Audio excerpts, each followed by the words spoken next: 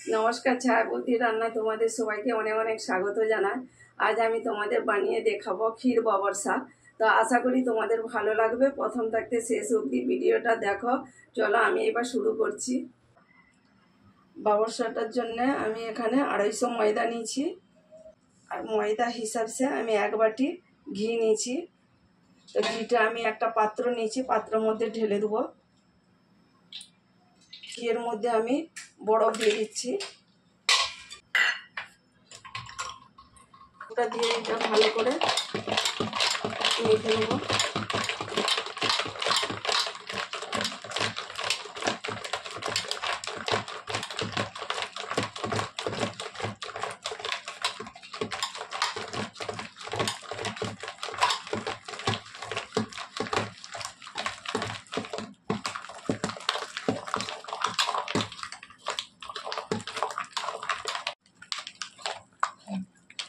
বরফের টুকরো দিয়ে এরকম ভাবে ঘষতে হবে। ঘষাটা হতে একভাবেই যেমন করতে হবে। এটা দেখ মাখনের মতো হয়ে যাচ্ছে।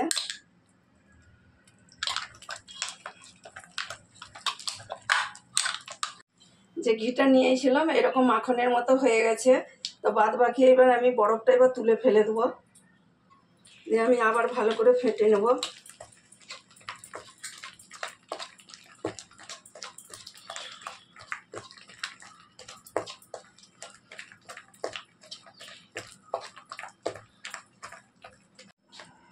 এটা এবার ফেটে নিয়েছি ভালো করে। তো এর মধ্যে আমি অল্প অল্প ময়দা দেবো, পুরোটা একসঙ্গে ময়দা দেবো না। দিয়ে আমি আবার ভালো করে মেখে নেব, যাতে না ডালা ডালা হয়। আর এই বাবরসার মিষ্টিটা বানাতে গেলে পরে সব সময় সব জিনিসটাই ঠান্ডা দিতে হবে, গরম দিতে চলবে না।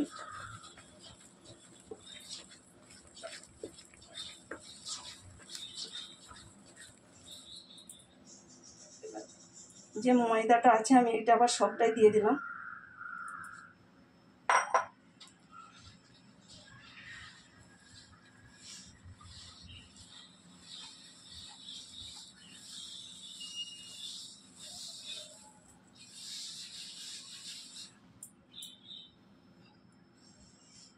এই বাটিটার 1 বাটি দুধ নিয়েছি। তো দুধটাও ঠান্ডা, গরম করা হয়ে ফ্রিজে রেখেছিলাম। তো দুধটাও ঠান্ডা দিচ্ছি।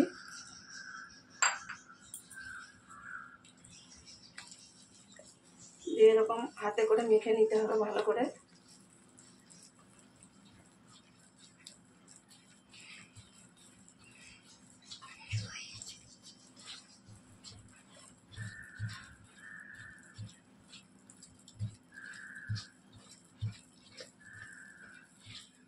পুরো দুধটা দিয়ে দিলাম।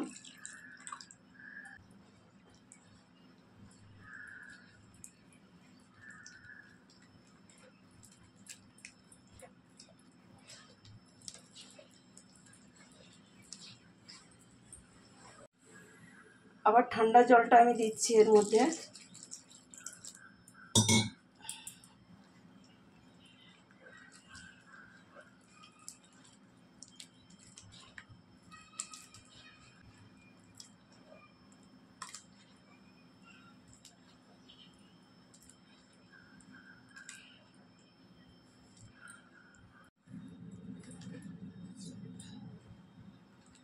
আবারও আমি ঠান্ডা জল দিচ্ছি।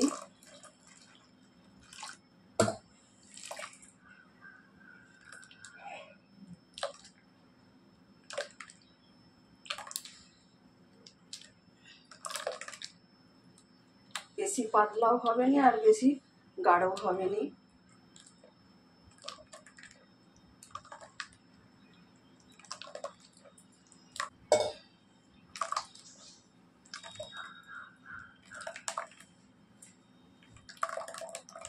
এটা মাখানা হয়ে গেছে, আমি এবার ছেঁকে নেব, যাতে গাঁট গাঁট না থাকে। আমি সেই জন্য ছেঁকে নিচ্ছি।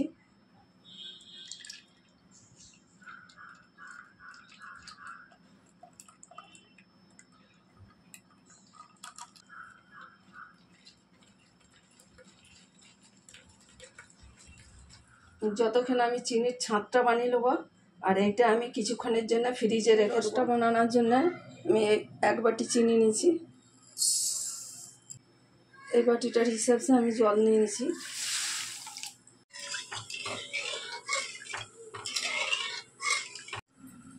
এর মধ্যে আমি এলাচি দিয়ে দিলাম। এলাচির মুখগুলো আমি একটু ফেটে নিয়েছি।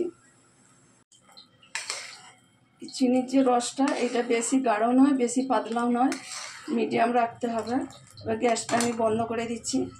এর মধ্যে হাফ চামচ লেবুর রস দিচ্ছি, কেন এই চিনিটা যেমন না দানা দানা না হয়।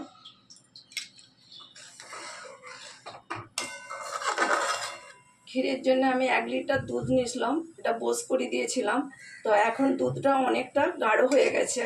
তো এইবার আমি পাউডার দুধ, খানিকটা দুধ তুলে রেখেছি, এর মধ্যে পাউডার দুধ গুলিয়ে আমি ওর মধ্যে আবার দিয়ে দেবো। আমি এই 1 বাটি গুঁড়ো দুধ নিয়েছি।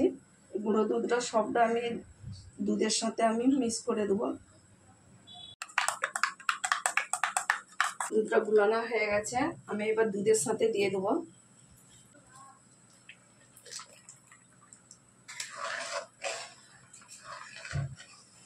এখন অবধি ক্ষীরটা হয়নি, এখন অনেকটা টাইম আছে।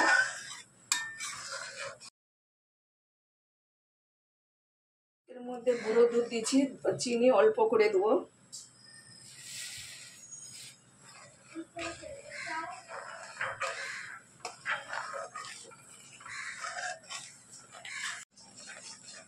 ক্ষীরটা হয়ে গেছে, আমি এবার নামিয়ে নিচ্ছি। বাবরসাটা বানানোর জন্য আমি এবার তেল গরম করতে দিয়ে দিচ্ছি। তো তেলটা ভালোভাবে গরম হওয়া চাই।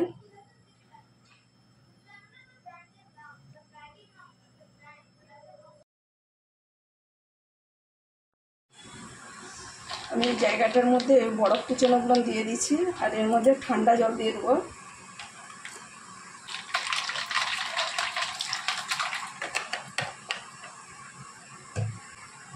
যে পিঠটা আমি ফ্রিজের মধ্যে রেখেছিলাম সেটা বার করে নিয়েছি, আর এই ঠান্ডা জলের মধ্যে, বরফের মধ্যে বোস করে রাখতে হবে। যত ঠান্ডার মধ্যে রাখবে তত এই বাবরসাটা ভালো হবে। হাফ চামচের মতো লেবুর রস দিলাম।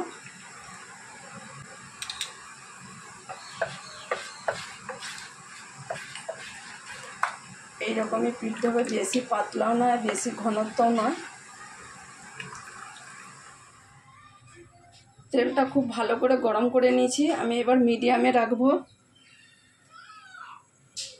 উপর দিয়ে আমি অল্প অল্প করে দিতে থাকবো।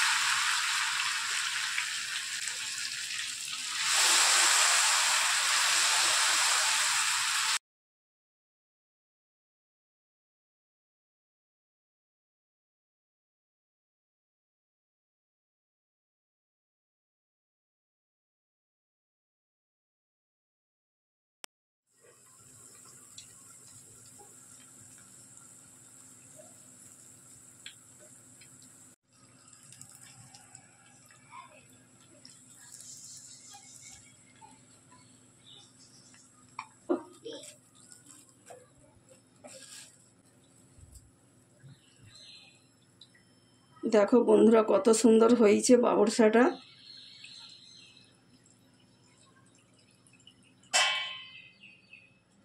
বাকি তেলটা পড়ে যাওয়ার জন্য আমি একটা জালির ডিশ নিয়েছি।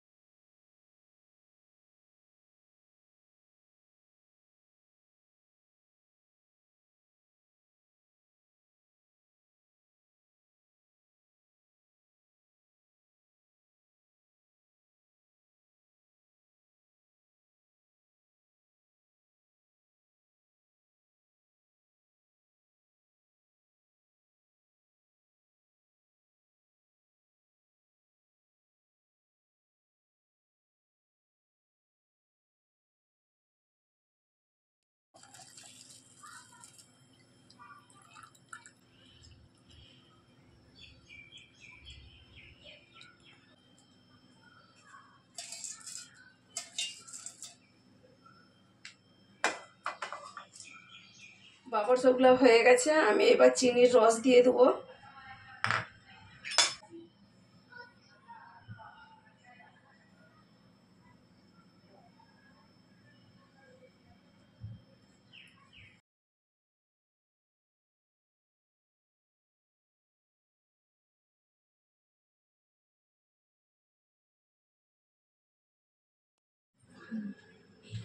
বাবরসার চিনির রসটা দেওয়া হয়ে গেছে, আমি এবার ক্ষীর দিয়ে দেবো।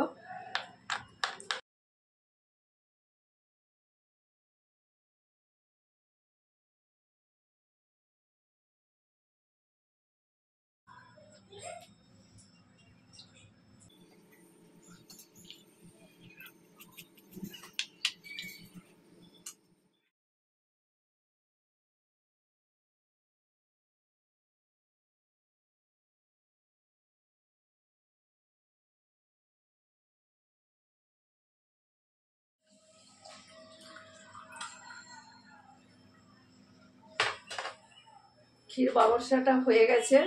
তা আমি যেরকমভাবে তোমাদের বানিয়ে দেখালাম এরকম বানিয়ে দেখো, তো কেমন লাগে অবশ্যই কমেন্ট করে জানাও, আর লাইক সকলের সাথে শেয়ার করো। তো যারা এখনো অবধি বন্ধুরা চ্যানেলটিকে সাবস্ক্রাইব করো না তারা অবশ্যই সাবস্ক্রাইব করো।